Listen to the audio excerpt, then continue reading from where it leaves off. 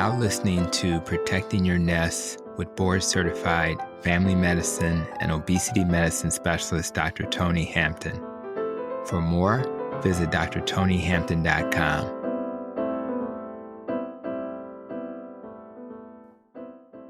Welcome to the Protecting Your Nest podcast. Today, I want to have a conversation about one of my favorite topics, and that's keto. A conversation where we discuss many of the myths that have so many of our clinical colleagues afraid to offer this dietary pattern to their patients, friends, and family.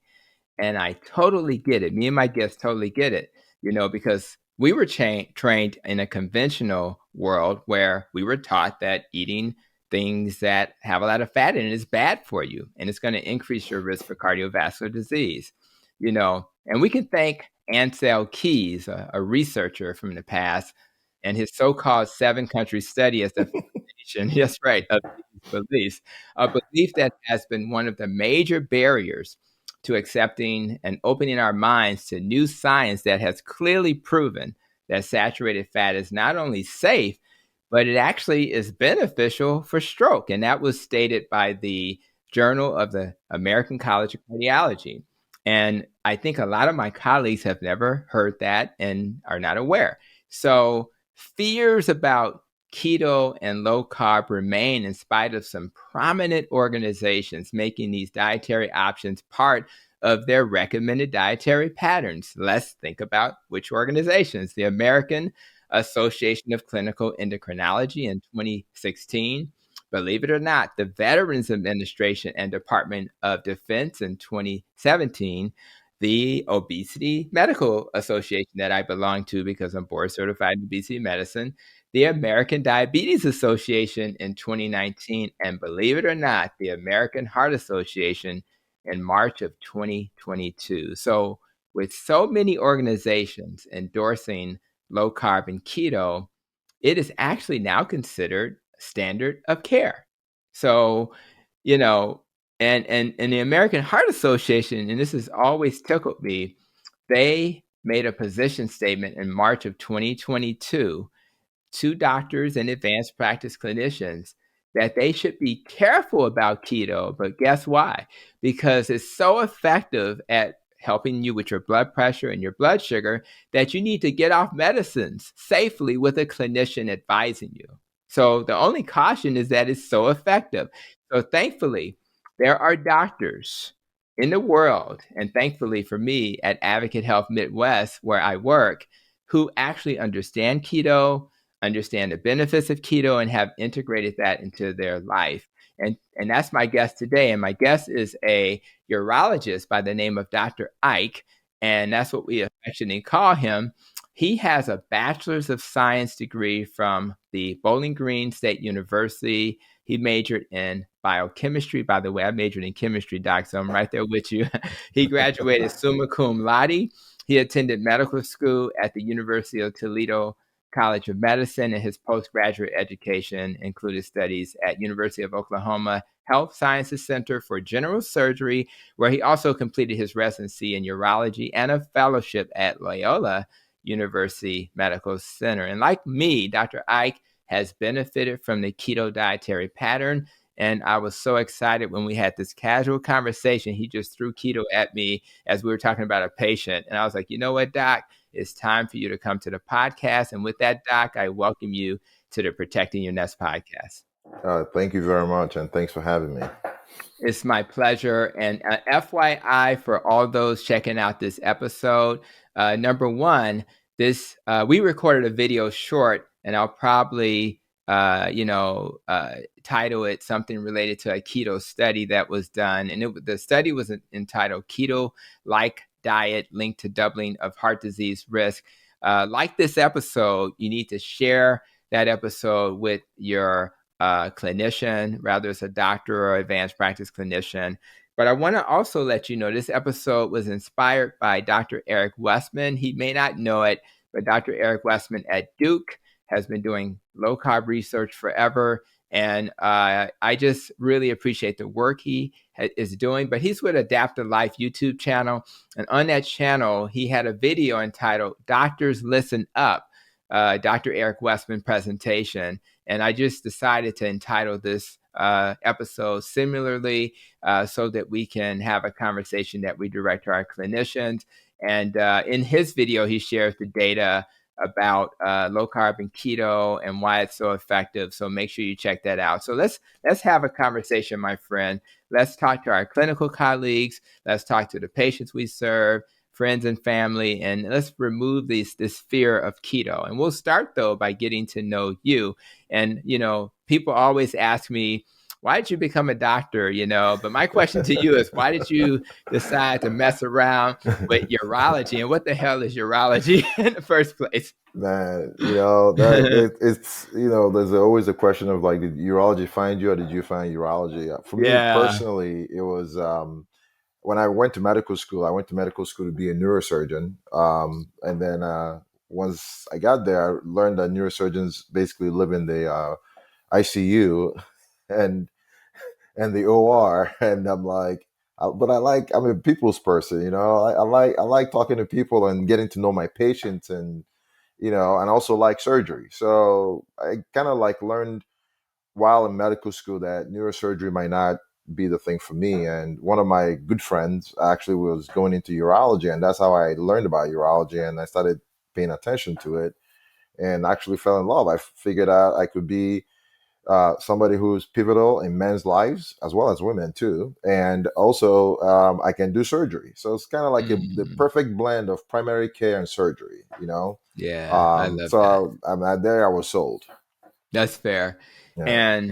And I wonder, like, I think about maybe we can share your background. When I saw your name, I saw a K, and I knew from my experience that may mean that he's got this African background. So Yeah. talk a little bit about where you're from and any memories from your life in terms of your country of origin. Yeah, I was born in Nigeria. Came for college. The first time I came to America was when I was 19, and that was for college.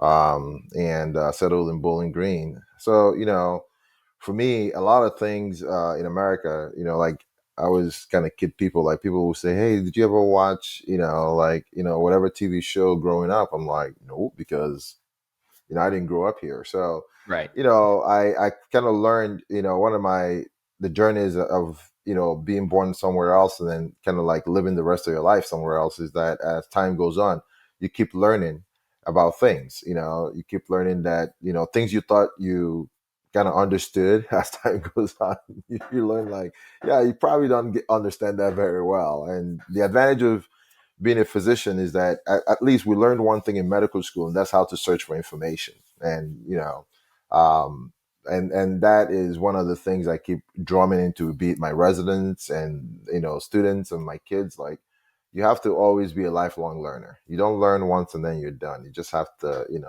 keep going. So, and it kind of like, to the topic that we're talking about with nutrition, is the same thing. It's just you have to keep learning. And when you learn new things, you try to incorporate them in a helpful way. So looking at the life back home, like every other immigrant, you leave because you were trying to get a better opportunity somewhere else. And Mm-hmm. while in Nigeria, I learned about America. I knew more about America than I knew about Nigeria, which is interesting. So when I came here, there were things that were very different. But one of the things that stuck out was the food was definitely different, Mm. and the abundance of the food was also Mm. different. That's So, right. That's right. so that That's that is interesting. that is the one thing every immigrant has to adjust to. I Yeah. can tell you, like going to the grocery store and going down aisle, and I'm not sure exactly what was what, because there was like endless variety Yeah. of the same thing. That's right. Right. you That's know. interesting. You made me So laugh when you talked about your experience, just not knowing I mean, we have a little bit of that. So I'm 54 now, and sometimes my medical assistant's in her 20s, right? mhm, So it mhm. could be a song. It could be like we kind of, particularly in the communities of color, we'll joke and say, how could you have not seen like Yeah, Boys in the Hood? yeah, Like how, or The Color Purple? Like how could you yeah, have not seen that movie? So it is kind of a cultural disconnect, yeah. but it is. But what's interesting for me is like I haven't been to Africa yet, and I think, when we did our ancestry.com, I think it was Uh-huh. Nigeria, not it was either that or Ghana, but I think it was Nigeria. So I still have that to explore, but I love learning about other cultures. I love to learn how we're all connected, and I just think that that's interesting and fascinating, Yeah, and you yeah, just try to take the good pieces of each. So yeah, but anyway, in terms of keto, right? Like um our conversation is going to be about keto myths and things like that. yeah, So obviously something drew you to keto, yeah. something made you want to work on yourself or help your patients. So talk a little bit about what got you into the keto world. Well, well, I would say like I got into keto was thanks to the pandemic. You know, Mm, the pandemic was when I made the change. But prior to that, be it in undergrad, medical school, residency, fellowship, I've always been the type of person. I work out a lot. mm-hmm, I work out. I was just saying not a lot, but like at least they say like 2 to 3 days a week. mm-hmm, And I've always had this mentality that I could eat anything, I could do anything, and I just go to the gym and work it off. And it was fine. In my 20s, like jog and run and do all that stuff. Everything was fine, but as time went on, I started noticing a few things. Like used to be 225, kind of like settled at 235, then 240 for the longest time. And then I think starting about 10 years ago, I started noticing that, yeah, every year, a few more pounds to get added. And nothing has changed. Still eating the same, still working out the same, still have the same type of job. And if anything, just busier. And as time went on, I got to the point where I kind of realized like, um, something is not working the same, and I really couldn't put my finger on it. So like you go to the gym and sometimes you get on a high intensity workout or whatever regimen to try to get back to where you were before, and it's things were not working. And people will be like, man, it's called aging. Like, you're good to know. I'm like, okay, but one of the other things that was happening was I noticed I was tired. I was tired a lot. I mean, we were talking about, like when we were talking about doing this episode, I told you I probably wouldn't know till Friday because, sometimes I operate late, late into the night, and you get home the net, all the kids are going to bed and everything, and you have this busy schedule, and it just kind of seemed like things were unsustainable, But mm-hmm, at some point, I think for me, what really started like making me think hard was I went to my PCP and I had labs done, mm-hmm, and I had testosterone done. I'm a urologist. I treat people for low testosterone all day long. And I also had my A1C and my triglycerides and all that stuff done. And when I got the lab, I was looking at it and I'm like, that can't be right. mm-hmm. you know, the usual like Uh-oh. Dr. Denial, Uh-oh. like that can't Right. be right. I'm like, my A1C is creeping up. I know diabetes runs in my family. Mm-hmm, HDL was fine, and but then I'm like, testosterone is like low 400s. I'm mm-hmm, like, oh, okay. Things were just not fine. So then at that point I was like, okay, something is going on, and I got to figure out what it is. And then I started looking mm-hmm, at food, and pandemic hit.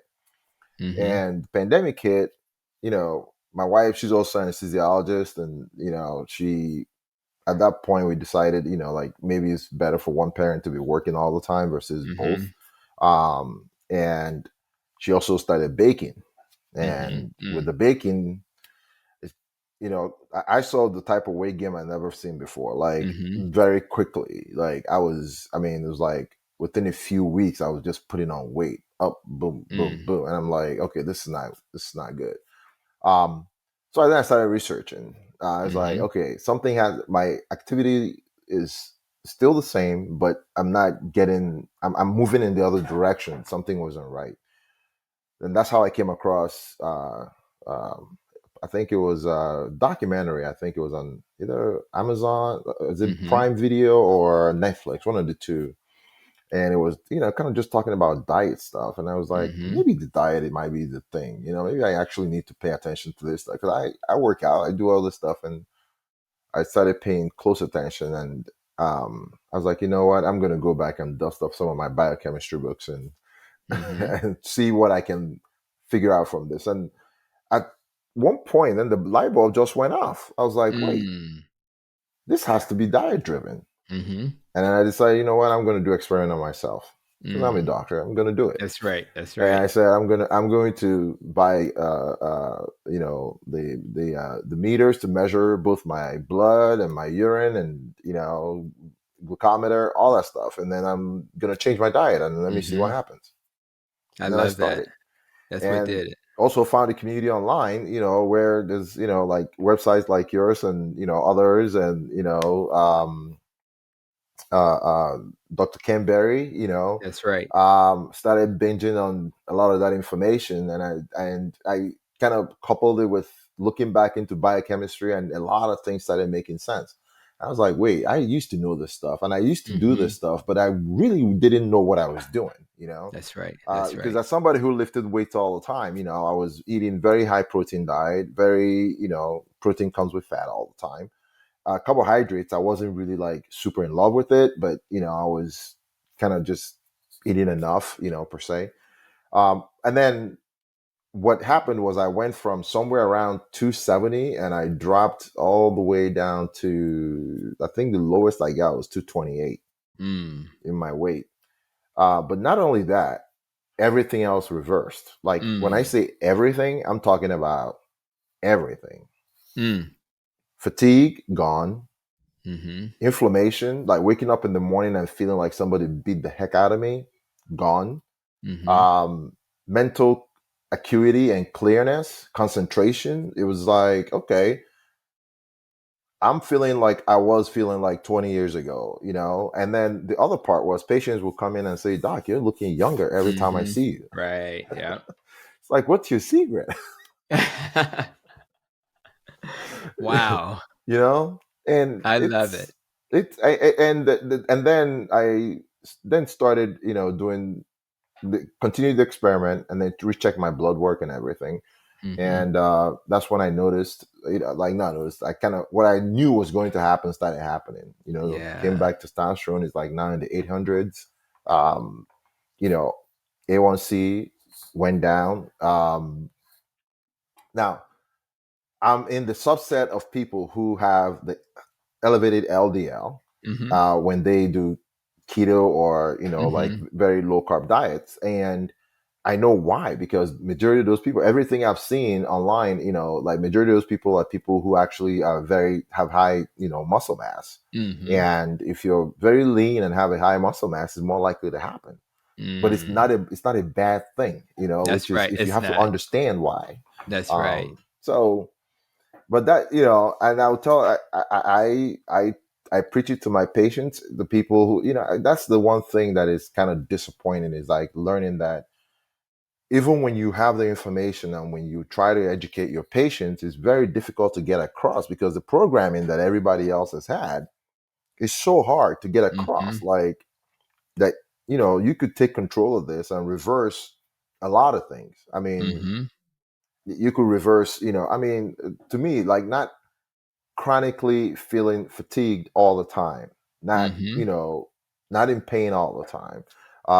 Even like even now, as okay, as a surgeon, I do intermittent fasting, and the reason I do it is because I can't like I don't need food round the clock anymore. Mm-hmm. Like now, I think I only eat dinner, and it's usually like the same stuff, and I don't have to eat hospital food anymore. I'm not basically running on sugar high, like always trying to grab something to eat between cases and eating, the terrible foods. When you understand like um nutrition, you understand, food density, like calorie density in food. There's a lot that the average person out there, just needs to learn about food in order to, like, make the choices that, that would help them. But I think the biggest step is first of all, understanding that you can actually control this, like you can actually take control of it, and slowly start reversing a lot of things. Yeah, it's pretty shocking that we both had to go to a documentary. We had to both go to the YouTube channel to learn what we didn't learn in medical school. Yeah, And yeah. and I really want to emphasize how ridiculous that is. I also want to reflect on, as you saw, as you got older, certain things started happening. And I already know that I learned in school that your metabolic rate, around 30 or so, every decade is going to slow down by about Hmm. 2% or so. So if you're not moving, that'll improve your metabolic rate. If you're eating the wrong foods, the wrong macronutrients, that'll affect your metabolic rate. So all of these things will happen. People say, I'm just getting older.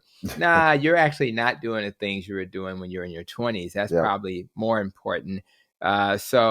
And yeah, lean mass hyper responders. There are people out there doing research, Nick Norris and others, who are talking about that topic, and they're going to do more research. But at the end of the day, it seems like that's not a problem. So we want to be mindful of that. And I love the fact that you did your own experiment. I think everybody needs to do that. And then you decided to not freak out about an LDL cholesterol because you said everything got better. And Yeah. that's the beauty of this dietary pattern. So I appreciate all of those comments because they all resonate with me. And I do want to comment a little bit about, our colleagues, because this is directed at our colleagues. Number one, but if you're so uncomfortable with keto, I get that. You haven't kind of saw it yet, but maybe do your own experiment first. I think we both did that. We did our own Yeah. experiment. Before I started telling my patients, I made Yeah. sure it worked for Tony, and it did wonders for Tony. And then I felt more confident, in addition with the research, to do that. But I wonder what you've seen. We're in the same health system, Advocate Health in the Midwest.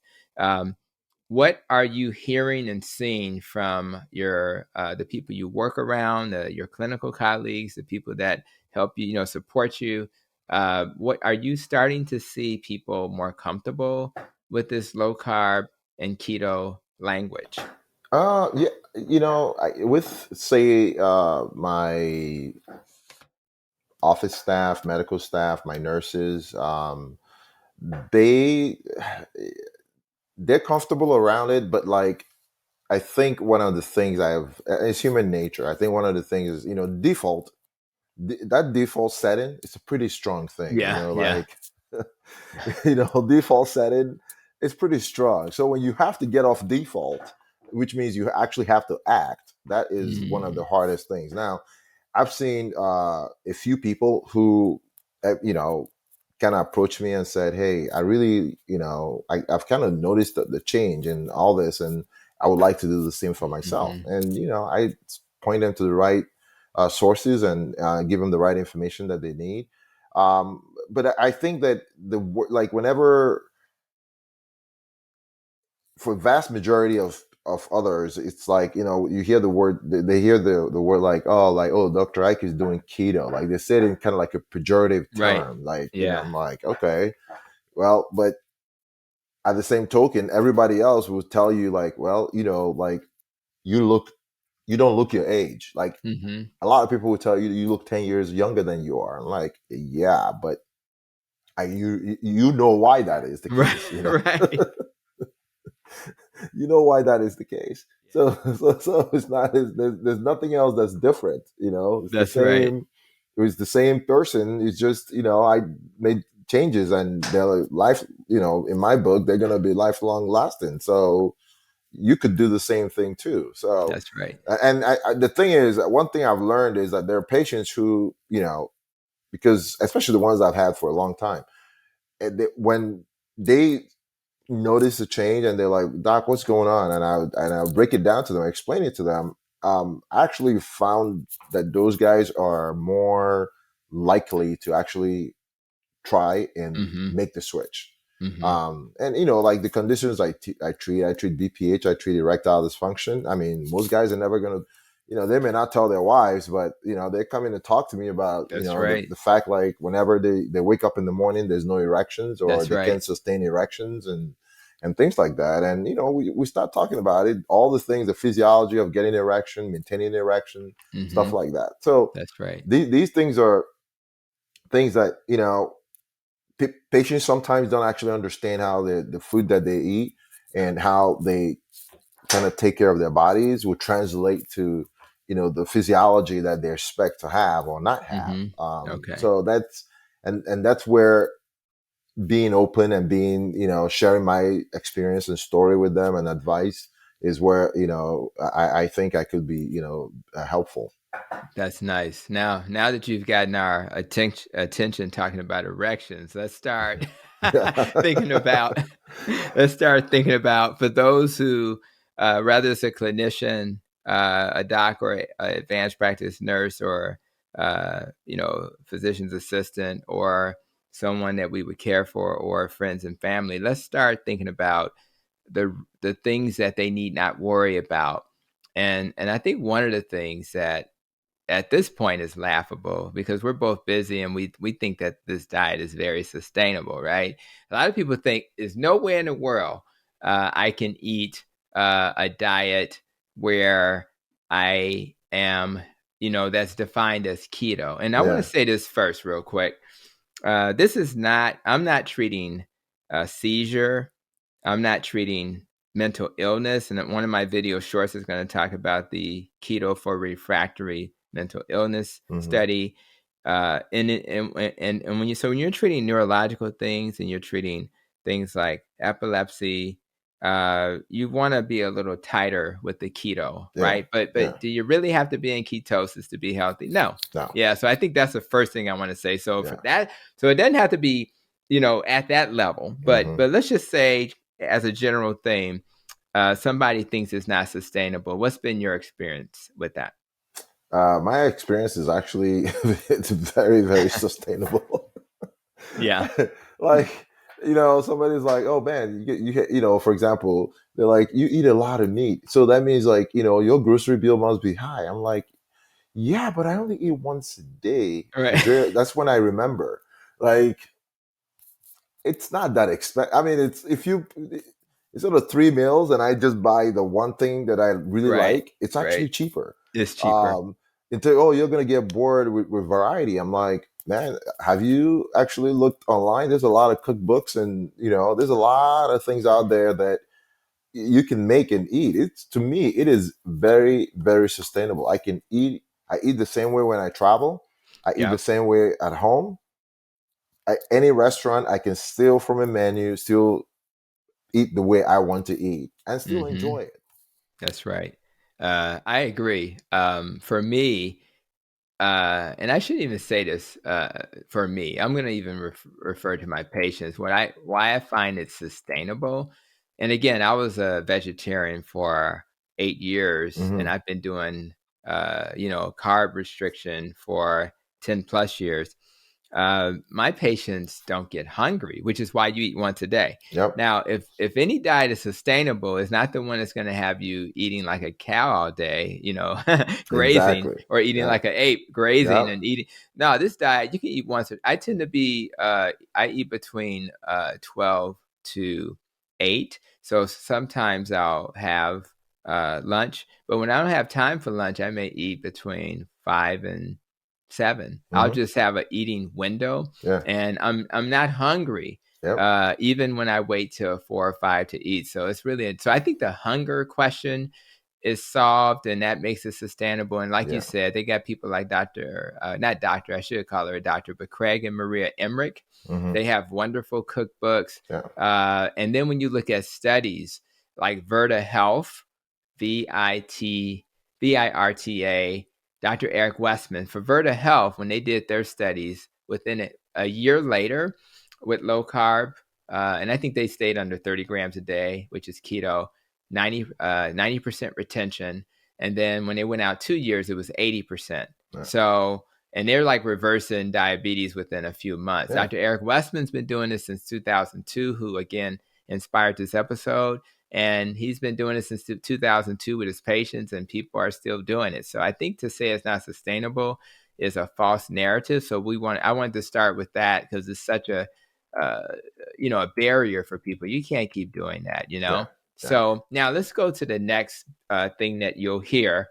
So I'll hear clinical colleagues say, well, and that's mainly the framing from the nutrition professional. You got to eat all. You got to eat from the rainbow. You got to, I remember when we grew up, it was like a starch, a vegetable, and some type of animal, right? Yeah. So you have these three macronutrients: fat, protein, carbs, and you absolutely can eliminate one of them or reduce one of them. So their theory is carbs are essential to life, so you have to eat carbs. So what's your thoughts on that topic? Well, with carbs, the way I look at eating from the rainbow, or kind of forcing like, oh, you must have this, you must have that, you must have that. I mean, let me give you an example. Like for me, I went from keto, and I kind of like oscillate between like call it ketovore. Mm-hmm. Mostly, I eat a lot more meat and a whole lot less of vegetables and spinach and all that other stuff. And in terms of like, do I think like you're missing nutrients just based on like just chemistry? Our body will make no matter what kind of carb you eat. I don't care what type. Could be like the fanciest carb that there is, or a Tootsie Roll, or whatever carb you eat, is when it gets broken down, at the end of the day, it's going to end up being a molecule of glucose for the body to use it. Okay. So it does not care about the source. The end product is what it's going to end up, using. Why is protein important? Because the end molecule of protein, there's different types of, building blocks for the amino acids. But when it comes to the carbohydrates, the building block is glucose. That's right. That glucose molecule doesn't care where it comes from. And even like the way like the body is amazing is that if you don't eat glucose, the body makes it. Right. We've learned. If you don't eat it, it makes it. Okay. That's right. So it's one of those things where like, yeah, I don't think like not eating glucose that you're gonna run out. No, you're not. That's right. Your body, we can either burn sugar or we can burn fat, and we can make glucose from fat. We can make glucose. I mean, the people say, but what about you're gonna start burning all your protein and like you're gonna lose your muscle? I'm like, yeah. In order for that to happen, there's a whole lot of other bad things that have to happen first before we get to that. Not even. Okay? That's right. That's right. That's funny. Yeah. So like in terms of like eating the rainbow, in my experience, I don't think that's necessary. People are like, oh, you're gonna be constipated. Now, this is what I'll tell you. Have I had constipation? Yes, I have, and I can tell you why. It's more related to my work more than anything else, because when nature calls and I'm busy, I can't stop my operation to go relieve myself and come back.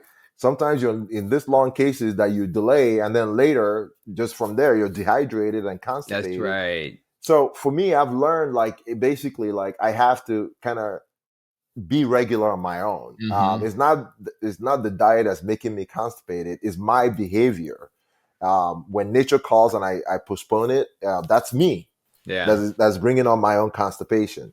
That's right. So and I think it's the one thing I don't miss is when you eat very high carb and that and all the you get all the gas and all that doesn't happen anymore. It's very very very minimal.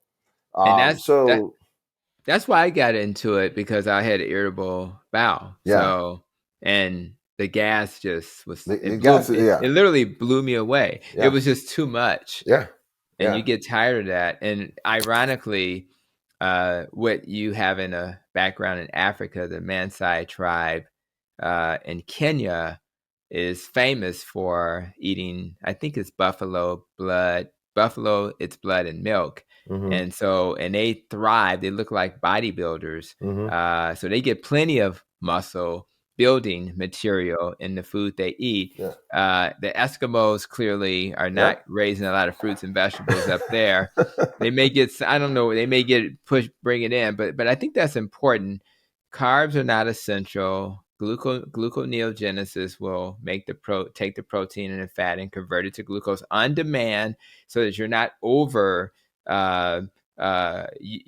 creating too much glucose that you ate from your oatmeal. That's 7 teaspoons of sugar, or your Yep. banana, which is 7 teaspoons of sugar, or your rice, which is 11 teaspoons of sugar. And again, for those who are not familiar, rice is 45 carbs divided by 4 estimates the teaspoons of sugar. And when you put 11 teaspoons of sugar in your body at once, your body has to do something with it. It can use some for energy, some will be stored as fat, and but it's too much. And I think the protein and fat are better sources. So, but I guess some people are so afraid. Some of our colleagues are going to still see it may be okay in the short term, but long term, it's going to be bad for your health. So had you thought through that? Because we both don't want to harm ourselves. We want to be here for our families. I heard your kids in the background. Yeah. We want to be here. So are Nope. you worried about your long-term health? Actually, it's because I'm so worried about my long-term health is the reason I'm doing it. Exactly. I don't want to have high blood pressure. Right. I don't want to have diabetes. My one thing is, my LDL cholesterol is high. Yeah, but also the hyper responders who are, have lean muscle. I've had my calcium score done. Everything is pretty clean. Nothing there.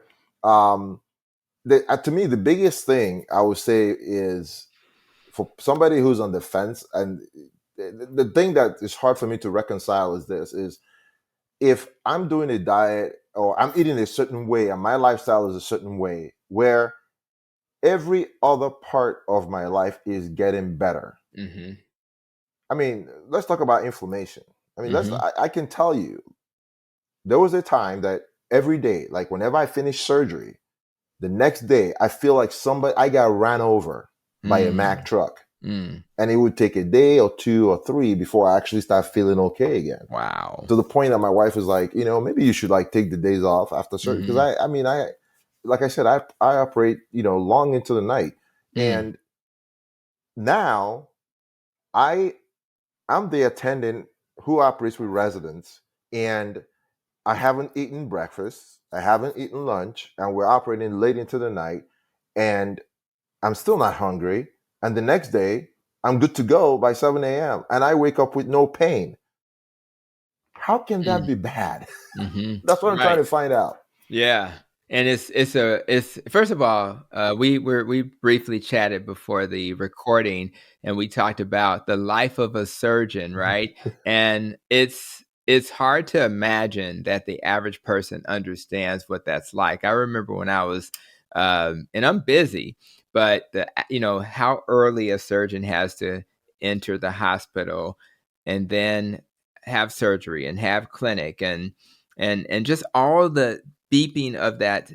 I guess it's not a pager, it's your phone now. Yeah, it's the And phone now. it's Yeah. the phone now, right? Yeah. So, but it's nonstop, and so it's almost like you're a resident for the rest of your life. So being a surgeon requires that you optimize other areas of your life in order to do it. And what we don't want is for Dr. Ike to drop dead with a great reputation. Oh, he was a great doctor on the south side of Chicago, serving that great community, but he's gone. Yeah. That's not, his family deserves better. Nope. He deserves better. And more importantly, for clinicians who are checking this out, I mentioned Dr. Eric Westman. He's been doing low carb. He kind of took the mantle of Dr. Atkins.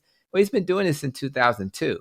Yep. So we may not have, and you could argue there are, if we go back to the Maasai tribe, et cetera, there are cultures that have been eating this way for forever, and they're doing well. So to think that it's not okay for long-term health is kind of a farce. So let's go to another one that still amazes me, and that's this idea of you're at risk for ketoacidosis, right? So people are like, ooh, I can't do keto because I'm gonna get ketoacidosis and I'm gonna be in a bad position where I could die. So let's kind of get rid of that myth right now. Yeah.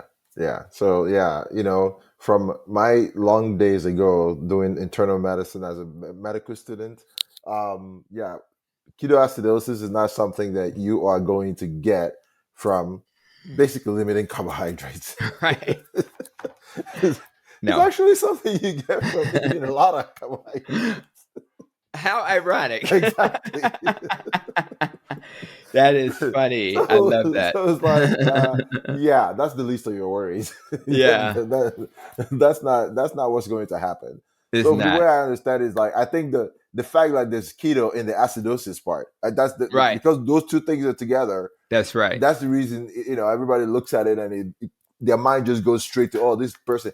Anybody who comes in with ketoacidosis, what do you think their blood sugar was? Right.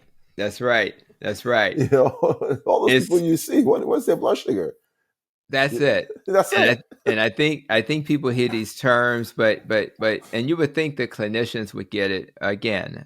Some extra training in nutrition provided clarity, and just for educational sake, the difference, there's a diabetic ketoacidosis, which is going to have that high sugar, and then you have a nutritional ketosis, not a Ketosis, nutritional, right? exactly. Not Yep. and you take the acidosis out because it's not causing harm. Now, No. when you look at what happens, you'll have nutritional ketosis, and the amount of ketones that we measure is beta hydroxybutyrate. It's like Very, zero yeah. point 0.5 to Mhm. 3 millimoles for nutritional ketosis, but diabetic ketoacidosis is more of a 10 to 20 range, so it's much higher. But the key is, if you have insulin around, your body will be able to manage that, and most healthy people are, even a type 2 diabetic can manage it pretty good. Slightly higher risk in a type 1 diabetic because they don't make insulin. Mhm. However, my wife does keto and she's a type 1 diabetic. If it were not for keto, she would not be able to manage her blood sugars with insulin alone. Yeah. Because you're on this like up and down roller coaster. Yeah. But when you have a tighter glucose number because you're not eating the wrong foods, you Yeah. can do pretty well. So to all my clinical colleagues, it's nutritional ketosis. It's not dangerous, and diabetic ketoacidosis is completely different. Completely different. Completely different. Yeah. Now let's talk about going back to that carb question. Some people believe that because your brain requires carbs and glucose to function, that's what the messaging is. If you go on a low carb or keto diet, then your brain is not going to function well. And we need your brain to function well. If Mhm. you're operating on me, doctor, Yeah. I need your brain to be working optimally. I don't want you to be mentally unclear. I don't want you to have brain fog. I've been watching. Me and my wife. We watch the New Amsterdam, and it's really on Netflix, and it's Uh-huh. really interesting to see the miracles of medicine, right, Uh-huh. in the Uh-huh. OR, and that's why I appreciate the work you're doing in that environment. But yeah, what about your brain, Doc? I mean, aren't you putting Uh, yourself at risk there? No carbs for your brain. well, we know that the brain, yeah, it needs glucose, but it also can function with ketones. Exactly. And actually, what I'll tell you is that in a low carbohydrate state, which is the state I run majority of the time, actually not all the time, um, your body adapts to what is available. The glucose that you need, the liver is going to give you enough glucose to keep you going. So, I Mm-hmm. mean, think about it. If I'm not eating um, any carbs, like in my carnivore, keto, I told you keto carnivore was more carnivore diet. If I'm not Yeah. eating any carbs, um, then my blood should be zero. There should be no glucose Mm-hmm. there, right? Mm-hmm. But somehow I still have glucose. Well, I only have the body is able to make those things that it needs, and Mm-hmm. regardless. So if the brain wants more glucose, it can command the liver to pump out more glucose, and it's That's going right. to do that. That's Okay. right. I'm also, a weightlifter, and when you lift weights, you need glucose in the muscle. But and this is the other thing. Like, one of the concerns I had, in the beginning before I switched, was that I may not be able to lift the same amount of weights that I used to lift when I was, still eating carbs. Because with carbs, you take you take the sugar with you. Be it a protein bar or like a shake or whatever, and you could consume that while you work out. And I didn't actually understand the physiology. This was in the early days while I was still doing research and kind of like thinking about how, if I'm going to do it or not do it.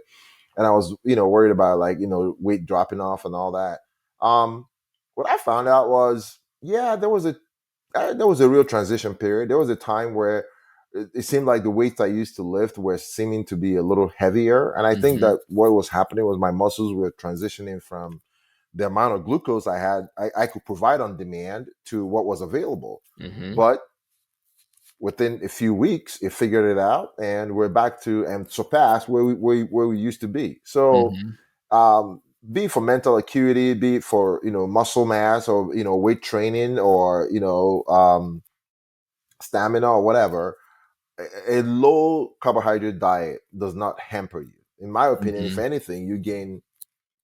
All I see is benefit. Like I said, inflammation wise, being in surgery all day long, not being mentally fatigued. I mean, when I say it sounds like kind of cliche, but it's not. I'm just saying, like, if somebody told you, like, oh, you go to work and you purposely leave your house with no breakfast, no lunch, and you don't eat until you get back home, or sometimes you get home so late, you're like, I don't feel like eating today. We'll do that tomorrow. Right. And it's not even going to happen till the next evening. That's right. If it happens, That's right.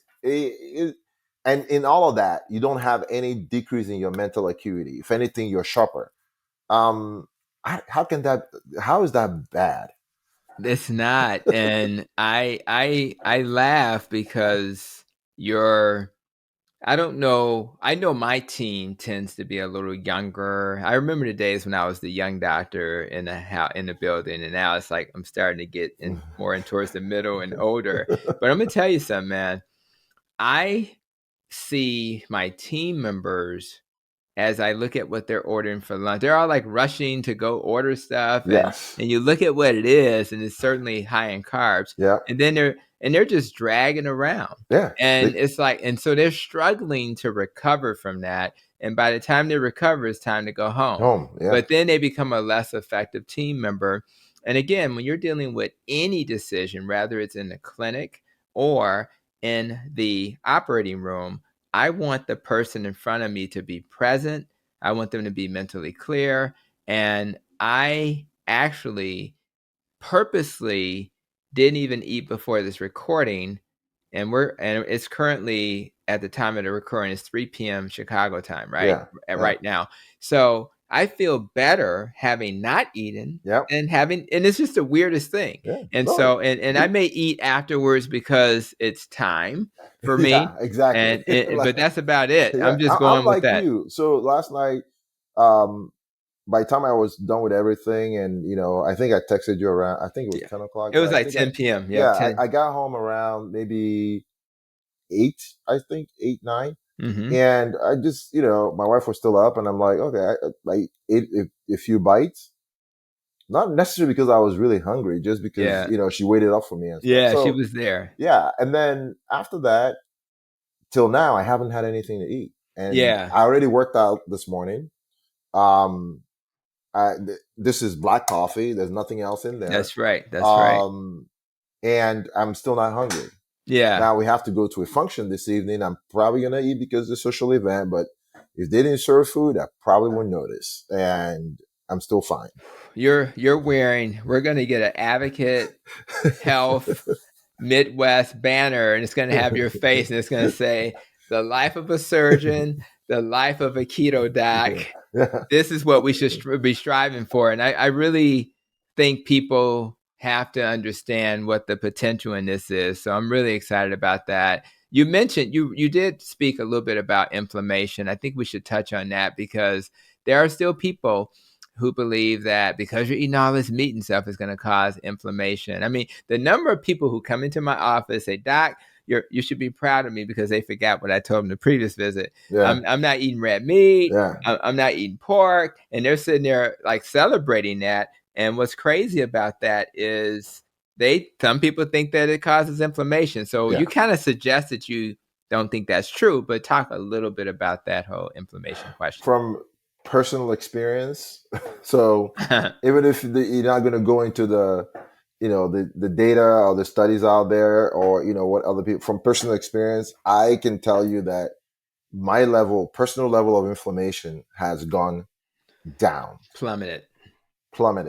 And the crazy part is every once in a while, you go to a function and you don't know, you ask, oh, what's in this? Oh, this is this. And I consume it, don't pay attention or whatever. In the next day, I will know immediately. You'll know. I would know immediately that Yeah. I ate something that was high in a lot of carbs and I really didn't realize it. And so to me, it's one of those things where I don't even argue about it anymore. I tell it to people, and it's, if you want to try, what I tell most people is give it a try. Say you're going to give yourself 90 days. Okay. Give yourself 90 days, try it. After 90 days, and then record all the good and all the bad. After 90 That's right. days, if the good is more than the bad, then that gives you food for thought. That's If right. the bad is more than the good, then you know for sure it's not for you, and you move. Okay. But again, you have to try. I mean, I know what the results will be. I think you do too. Yeah. But I think majority, it's a lot of misinformation that people have, and the negative connotations. Like something like the ketoacidosis thing is just not understanding what really it means. It's the name sounds similar, like nutritional ketosis and ketoacidosis, two completely different things. Yeah. But people will say, "Oh man, that's all bad." Last person I saw that had this, it was bad for them. Not understanding, what the process or the biochemistry is about. Yeah, it's interesting you mentioned how you notice, right? And so I do think, I don't know if it's that we're more sensitive before we cleaned our diet up, or we're just more aware, but I absolutely am completely aware when I break the rules. So when I break and this is something that's important to say also. If you decide that your favorite aunt or your mom or whoever, your wife, made this item that you know is not aligned with your dietary pattern and you decide to eat it, that's okay. Yeah. You may have a consequence of it, Yeah. but you may make decisions saying, you know what, I know it's going to flare up my asthma, it's going to flare up my eczema, but you know what, I'm going to do it tonight. And we're adults, we should be able to do that. But that inflammation is real. And the good news is, for my clinical colleagues, this is not just anecdotal, oh, I just feel better, my hands don't ache anymore. I mean, if you measure, and I would ask you to do this for your patients, measure the high sensitivity C-reactive protein, or the SET rate. Yeah. Because guess what? The beta hydroxybutyrate, which is one of the ketones that your body's going to have more of, those things reduce some of the inflammatory markers. So there's going to be reduced inflammation. Things like biomarkers that I learned in school, like IL-6 and IL-8 and tumor necrosis factor, alpha, all of these things are going to be better. There's going to be less inflammation. There's going to be less oxidative stress. And that's why so many people do better with this dietary pattern. I think another thing we should comment on briefly is the research. We kind of suggested that we have people like Dr. Eric Westman doing research for a long time. A lot of clinicians are driven by research, and some people still believe that there's not enough research about keto to say it's safe. Have you seen the opposite of that? What's been your experience with the research that's out there?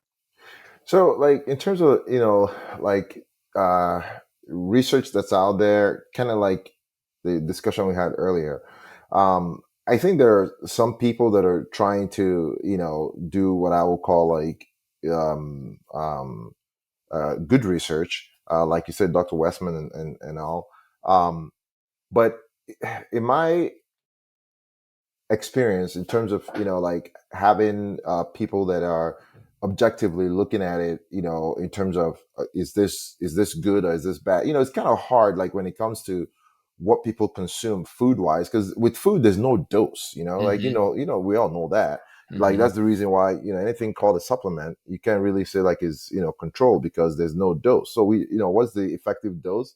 We're both prescribers, and we know like if you take more than amount of this, then it's going to be an overdose. If you take less, you might underdose yourself Mm-hmm. if you're taking a medication. So because food is food, in order to kind of like do a very good research, then like you have to control pretty much almost everything. And the Mm-hmm. only thing that is different is just the food, and that is very hard to do.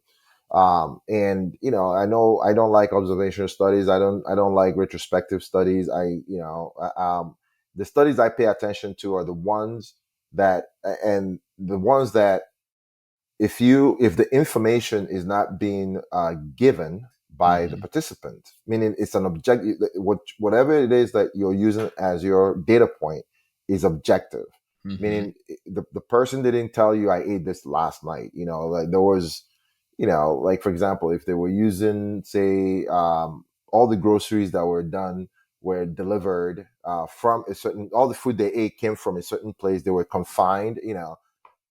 I I personally, like, whenever I look at these things, I always say, in the field of economics, they have what they call like natural experiments, Mm-hmm. in the sense that you're obviously not going to mandate people to eat a certain thing, but people who are, for example, like say like in jail or something, are is a natural experiment, because their food is controlled by the state, and they can decide what type of food that those people eat and all that, and Mm-hmm. you don't have an opinion on it or whatnot.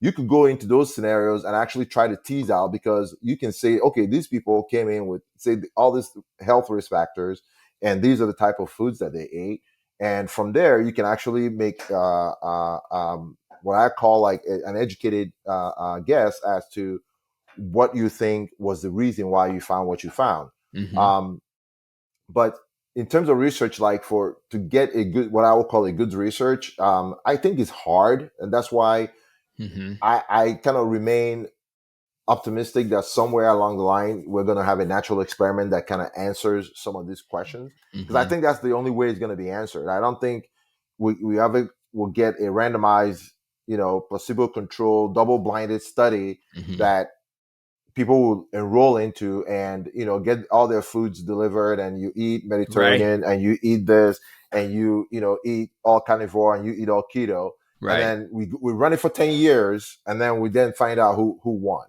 That's right.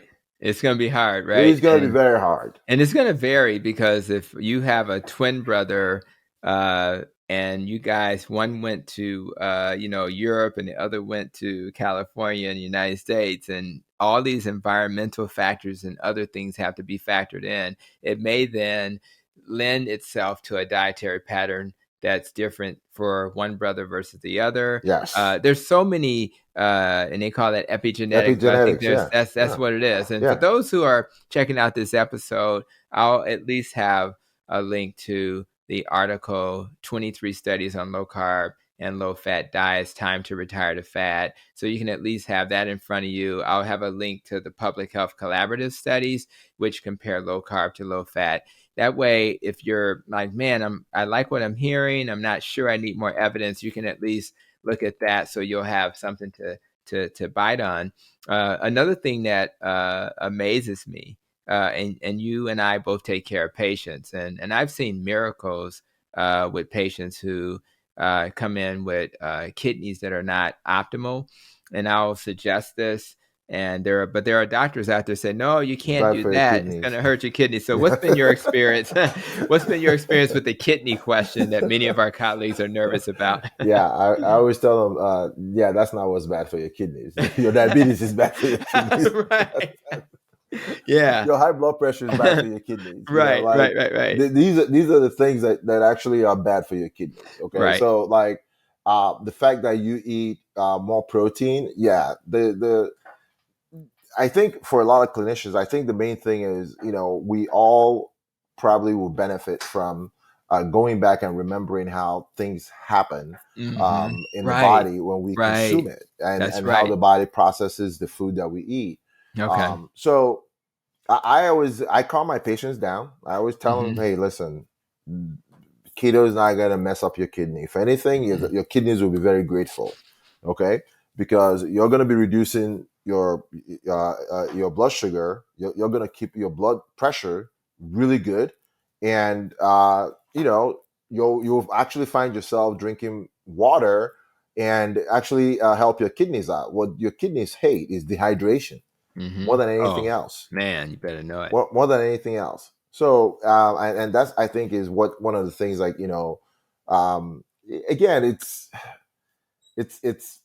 bad information. It's been out there for a very long period of time, and a lot of people have heard it, and it's like a reflex. Oh, they hear this, so like, oh my God, it's bad for your kidneys. Why would you do that? That's right, and they just need that additional information. One of my previous guests on the Protecting Your Nest podcast, and one of my favorite people on the planet, is the Unwins, Dr. David Unwin, his wife, Jen Unwin. And there is a study entitled Renal Function in Patients Following a Low-Carb Diet for Type 2 Diabetics, a review of the literature. It was a 7-year study looking at their the clinical practice and the kidney function. Like you suggested, if you get rid of the poison, which is the excessive sugar, the kidney function gets better. So for those clinicians, we'll have a link to that study as well, because I think they need to at least know that, yes, you may not necessarily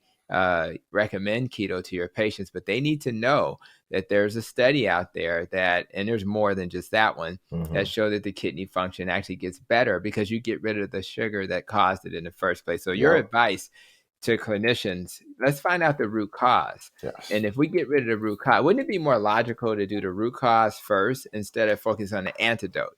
Or let me just put you on a ACE inhibitor or a ARB to protect your kidneys. Exactly. And oh my God, and please don't, I don't want to talk about Giardias and this push. Everybody's like, let's make you pee out more sugar. And then they come to see me. Right. I'm like, I have a lot of UTI. Right. And I'm like, I wonder why this is happening. I wasn't having this problem before. I wonder why that happens. Sorry, who came up with that idea that peeing out more glucose in your urine was a good idea? It was a good idea. All we got to do is stop eating the glucose in the first place. So. So it's good that you brought this up. So let me ask you, because this is I use the analogy that I always give my patients, which is, if your house is burning and you know that, say, it's an accidental, like, gasoline, like, somebody tripped it over and there's a cigarette lighter there and it starts to burn, right? Because the gasoline is there. When you call the fire service, would you still be adding gasoline to the fire?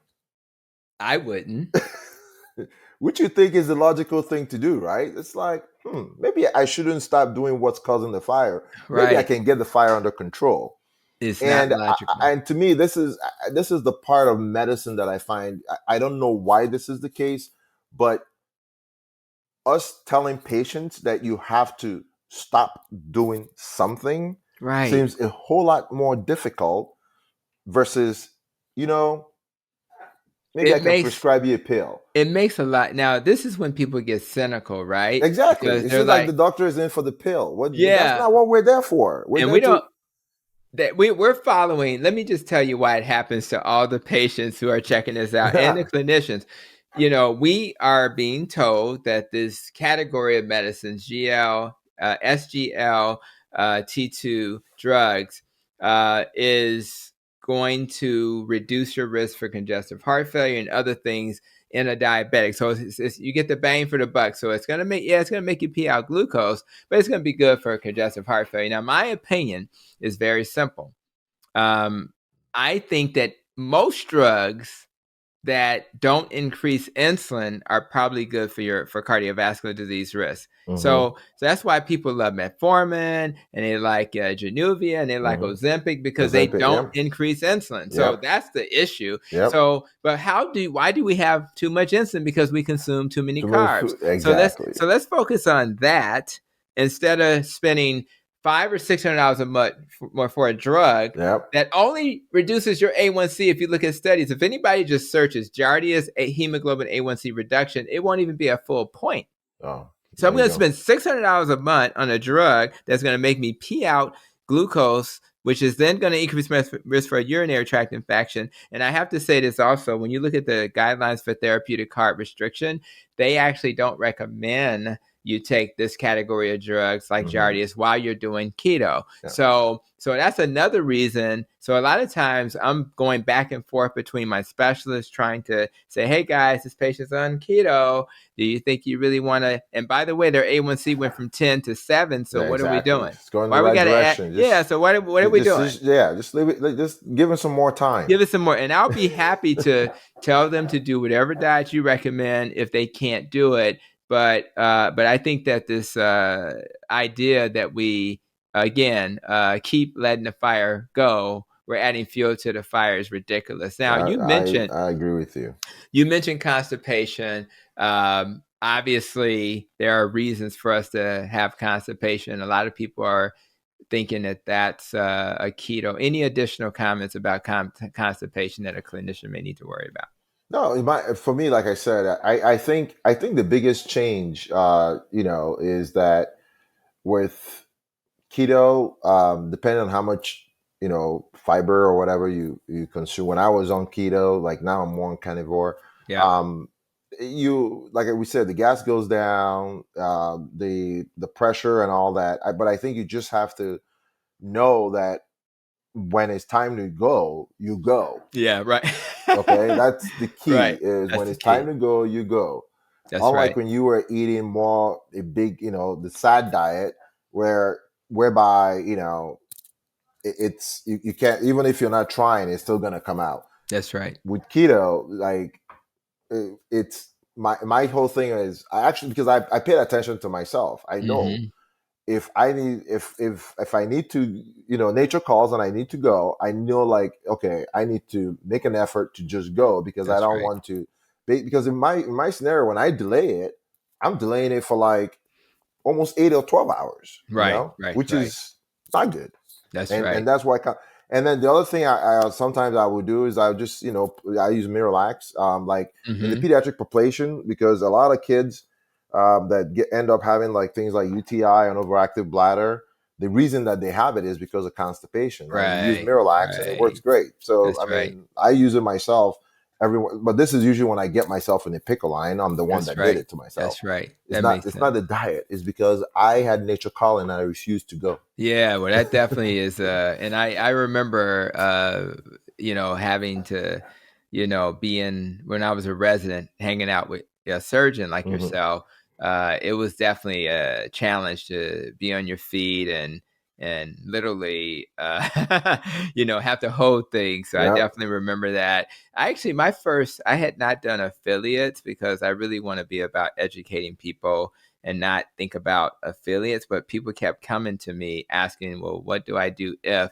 So one of the things Keto Chow is one of the companies I affiliate with, meaning that on my link tree, there's a link for things that I recommend. So I mentioned that for this conversation because one of the things they provide are the electrolyte drops. So it is true that if you are changing your diet to one where, and I always say carbohydrates attract water, salt into your body. You get rid of carbs, you get rid of salt. So some people find that salt, magnesium, potassium have to be replaced. So I just want to throw that out there for anybody. So if anybody's experiencing constipation, they're not a surgeon who's just holding it in, right? And they're like, what else can I do? I would at least make that part of it. Some of it is that they need to add more fat. And that's why we like ribeye more than we like lean foods. That'll help. And I even made a whole video, man, that was basically talking about why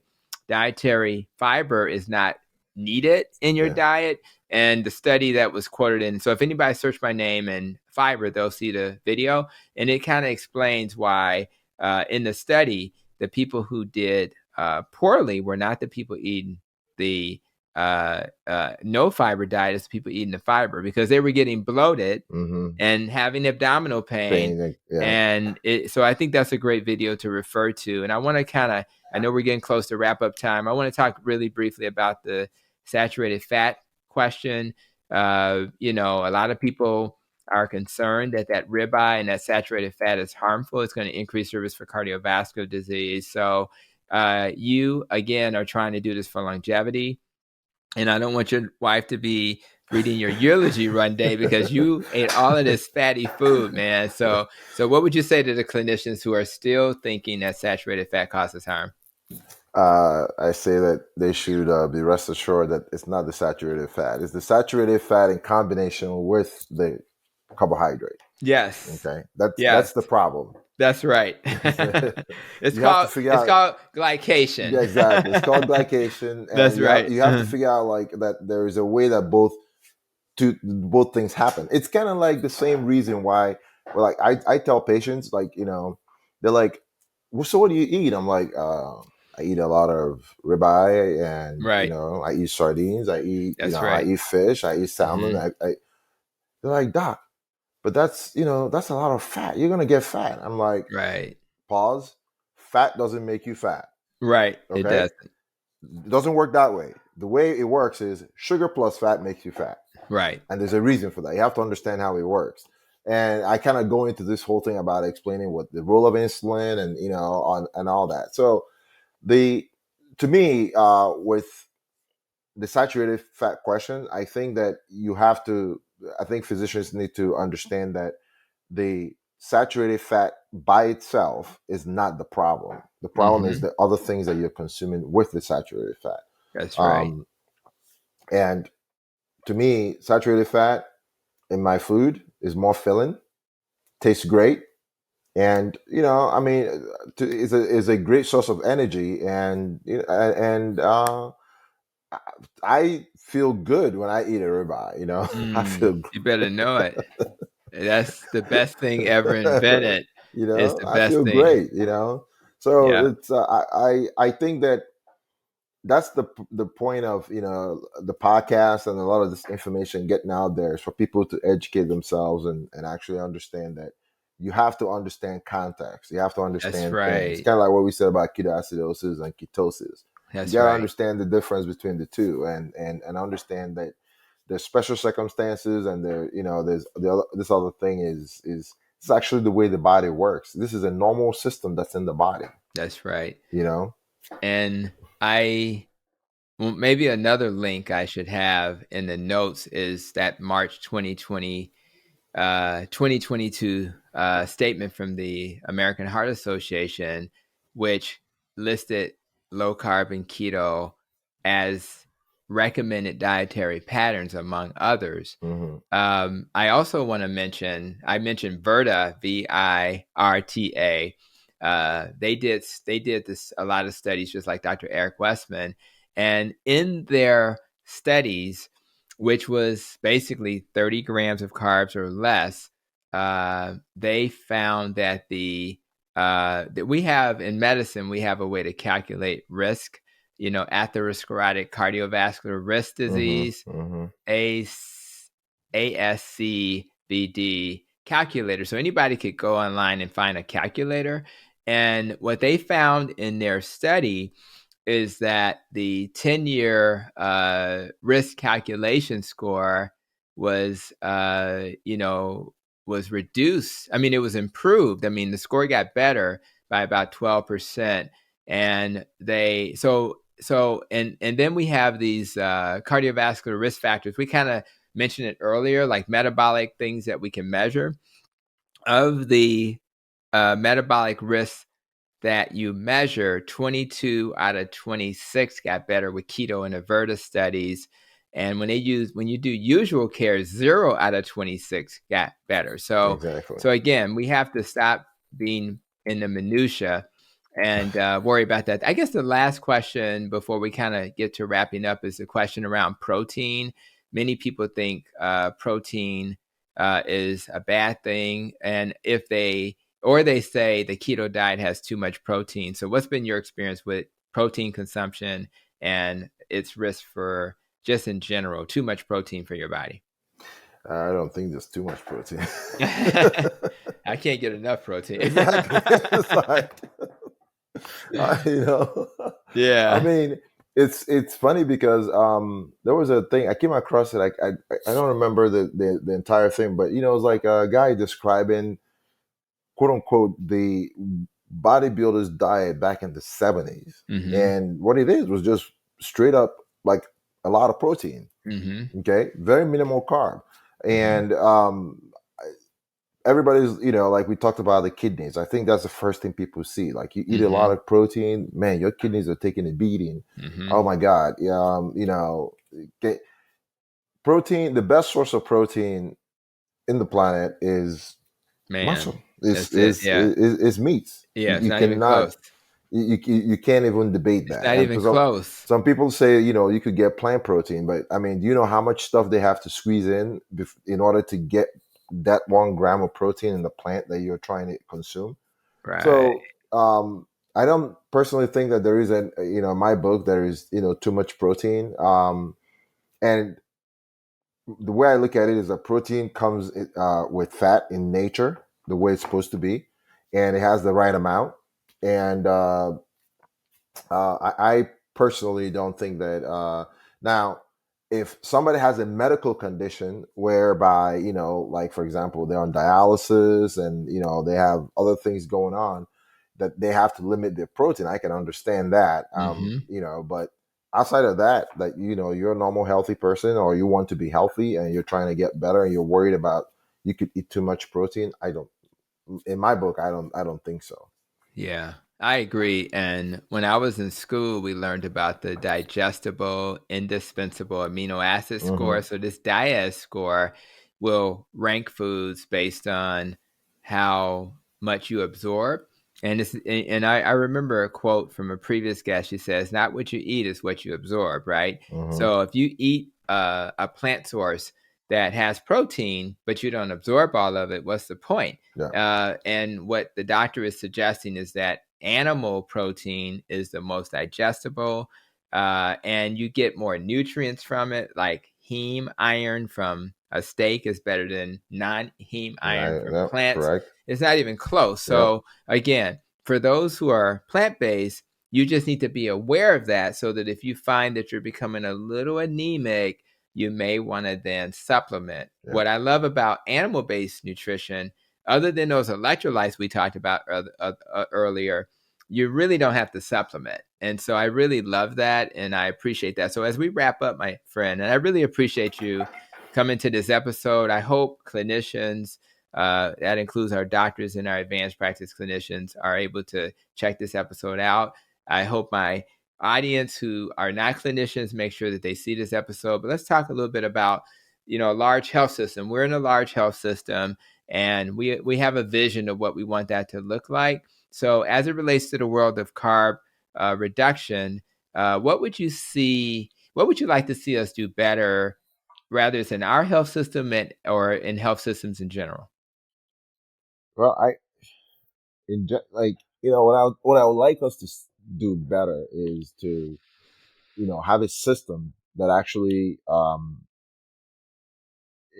spends a lot of time in terms of education and educating patients, Mm-hmm. because I think that patients are cut in the middle. Mm-hmm. If the doctor doesn't have the right information, and the doctor is also the person that's giving them the information, they're coming from a position of authority, and they should know their stuff, and Mm-hmm. they don't know exactly, or they're saying the wrong stuff. The patients are the ones that suffer. I think that health system wise, I think that us physicians, we should be updating our knowledge, Mm-hmm. more frequently, like lifelong learning, like we talked about before.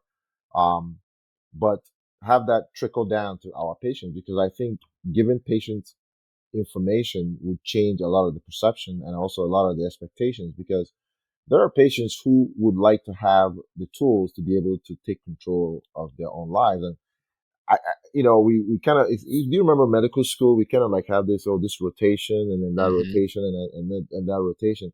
And we treat these things, or like, the way we in class, we had, different systems of like there is a circulatory system, the respiratory system, and the GI system, and we treat them like they're all separate, but they're all Right. still in the same body. All these things work together, and they work together in order to make our body function.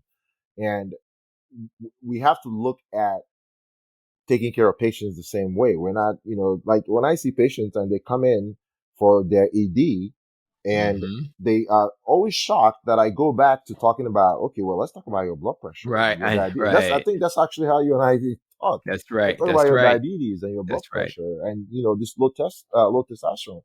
Trying to learn how all these things are intertwined and being able to present that to the patient. And now the patient has a choice to make. Do they want to go down the path of taking control, or do they want us to go the path of just, give me what will fix my problem for right now and I'll deal with it later?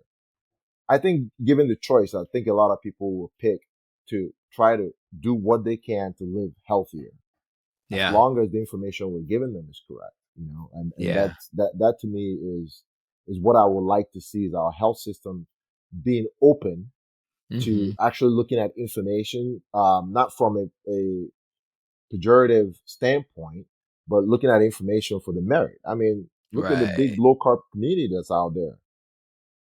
If you went in and started talking to all this, I mean, this has always been my guess. I always said, I always wondered, if low carb is so bad and a lot of physicians and a lot of people are doing it, I bet somebody who wants to do a natural experiment study can easily step into that community and try to pull data, right? That's it. I have good news. I have good news because part of what I do, other than share messages like this through YouTube and podcasts, is um, within our health system, we have an advocate enterprises, which has a division in wellness, and it Mm, also deals with adults who are older, and it deals with women and children. That's reasonably new, but in the umbrella of wellness, we have like a relationship with Food Smart, where we're trying to use an app to help people, coach them with nutrition advice, etc. mm-hmm, We're working on this smart farm concept, where we're at one of our hospitals. There's some land where we may grow some food. You already are aware of the food pharmacy that's at South Sub and Trinity, where we give out food. So I think mm-hmm, but we need a little bit more, and but what you just said about research. So I'm proposing and asking that we do exactly what you said, which is, let's take a cohort of patients that are going to do low carb. Maybe they do a different dietary pattern. Let's show the benefits. Maybe we can do it with our team members. But I think that we got to hold our patients' hands. What I don't want is for us to have patients who come to us who are more like us. I'm more like you. We're more carnivore, sometimes ketovore to keep our wives happy. but but if I have a patient who's a carnivore, should I not serve them? If I have a patient who's a vegan, should I yeah, not serve them? So I yeah, want to live in a yeah, world where we can serve both. And exactly. I Yep. think that our health system will be doing that. And I hope that others will too. So as it relates to the nest and the rope, and you're doing some great work already to keep healthy. Any other aspects of the nest and rope that you're going to focus on over the next 12 months or so? Yeah, the one thing that when I looked at it, I said to myself is, my wife always tells me this, is I have to get better at optimizing my sleep. That is Mm, that is the one thing that I've consistently compromised on, and mm-hmm. over the next year, yeah, that's something I definitely have to kind of like, and that's the other thing. It's like when you feel good and you have all the energy and you're clear and you're thinking and all that. That's right. Um, it, Compromising on sleep kind of becomes easy to do. Mm-hmm. But in the long term, like my wife is big on sleep and, the benefits of sleep. And I agree with all those things 100%. And that's one thing I personally think I neglect a lot. So Okay. that for sure, the next 12 months, I'm going to be working on. All right, cool. And I'll even send you uh a article I wrote with the diet doctor, because I wrote an article about sleep. And like, for example, I don't know if I have them with me, but I have my blue blocker glasses, right? So Mm, I wear these every night about an hour or so before I go to sleep to block the blue light. I put a light in front of me. Just a few things, most of which you may have heard of or tried, but I think you optimize, and yours just going to be harder for you because of your job. But I do think that thinking through how you can improve that is going to be huge. Because a lot of people say, I don't know why I'm tired. And then they tell you they're scheduling, like, well, hell, who wouldn't be? Right. So I think I appreciate you, man. I don't think you're out there like me on social media, but do you have any presence out there where people can kind of find you? So, like you said, because of my job, like my social media handle is different, and because it's just for family. But the one place, I'm on Twitter. I think that's the only public account I have. Oh, okay, it's, cool. Ike Oguejiofor on Twitter. Okay, you share that. I'll share that. And if you want to fuss with a few people every once in a while, Twitter's the place to go. So, man, but just feeling grateful that we had a side conversation that led to this podcast interview. Thank you for doing the video short. That was amazing, and I'm really excited to get this information out to those who get a chance to check it out. So I appreciate thanks for inviting me, man. I appreciate it. Man, you are the man, and I can't wait for our health system to see this. So hopefully they'll do their thing, and I'm gonna wrap up with a few thoughts as we kind of wrap up this episode. And for those who are checking out this episode, particularly my clinicians, there are so many myths about keto. And there's so many that I think I'm going to do a video series, because we have only scratched the surface. There's 30, 40 or more myths about keto. So I'm going to do a video series where I just kind of look at each one in more detail. And I'm going to touch on things that we hadn't talked about. Maybe things like, the keto weight loss is just water weight. People say things like that. They'll say keto causes adrenal fatigue. Keto is going to make you get gallstones. Keto is going to increase your risk for cancer. Those are things we didn't touch on, but I'm going to touch on those in that video series. For the docs and APNs who enjoyed this podcast, consider subscribing to my YouTube channel. That way you can hear more about those keto myths in the upcoming weeks. Consider checking out Dr. Eric Westman's Doctors Listen Up video. I think that that's going to be helpful. And also I'll have links to all the things we talked about. And I think what I want to say mostly, I want to speak to your heart now.